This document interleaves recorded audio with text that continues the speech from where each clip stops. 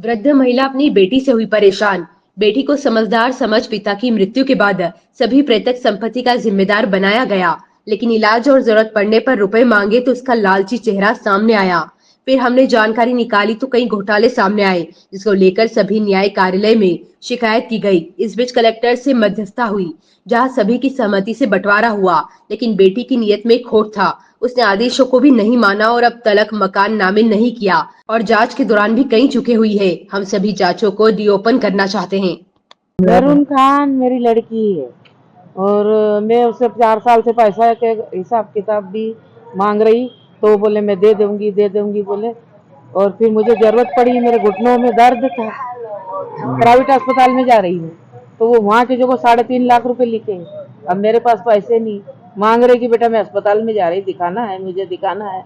नहीं, उन्हें मेरी सुनवाई हुई, बात सुनी नहीं।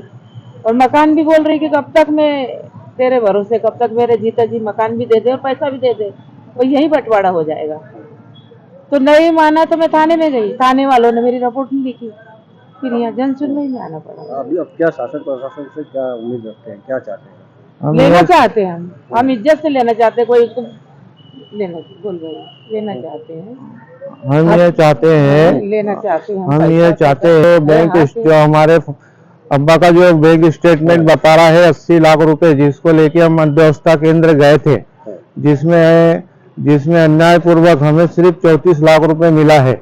हम ये चाहते हैं कि जो हमारा जो स्टेटमेंट दिखा रहा है, हमको उसके हिसाब से पैसा दिया जाए। और जो ये फिरदौस नगर का घर जो हमारे नाम पे किया गया है, जिसका वो अन्यायपूर्वक न्यायालय का खुला अपमान कर रही है। आज 6 महीने हो गए हैं, न्यायालय ने हमें लिख के दिया है कि आपके नाम पे करेगी, अन्यथा इसके खिलाफ कार्रवाई की जाएगी, मगर इसके खिलाफ कोई भी कार्रवाई आज तक की नहीं हुई है। और थाने वाले हमें हमारी रिपोर्ट आज तक के नहीं लिखे है।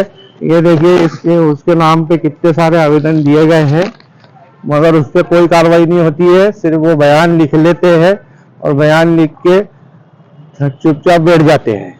अभी क्या परेशानी है? अभी क्या आपको? अभी ये परेशानी है कि वो हमें हम वहाँ 15 साल से वास कर रहे हैं, वो हमें किराएदार बता रही है। जो घर हमारे फादर के नाम से संपूर्ण पैसे से बना है, और सारी जितनी भी प्रॉपर्टी है हमारी कालंदी हिल्स में हमारा फ्लैट है, पाकीजा में हमारा फ्लैट है, सभी हमारे पैसे से लिया गया है।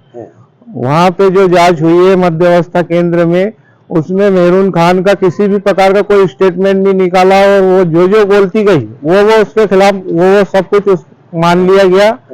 बल्कि न्यायपूर्वक जो जांच हुई, हमारी बहन है जो कार्यभार संभाल रही थी मेरे फादर के एक्सपायर होने के बाद में, और जब उससे हमने हिसाब मांगा तो उनने बिल्कुल हिसाब नहीं दिया।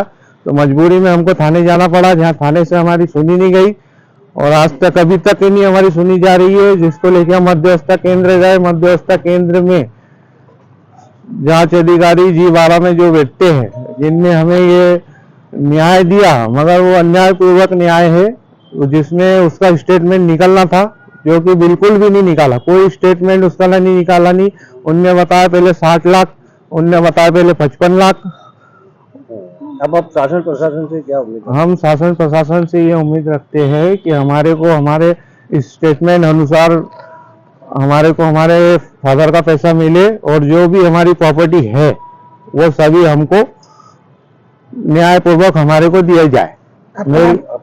मेरा नाम इम्तियाज खान, और ये मेरी मम्मी जो है सीनियर सिटीजन है, जिसको थाने में बार बार बुलाया जाता है। मैं शासन से अनुरोध करता हूं कि मेरी जो भी FIR होती है, जो भी करते हैं FIR हम करते हैं, उसकी कार्रवाई करने पुलिस वाले हमारे घर आए और हमारी बात सुने।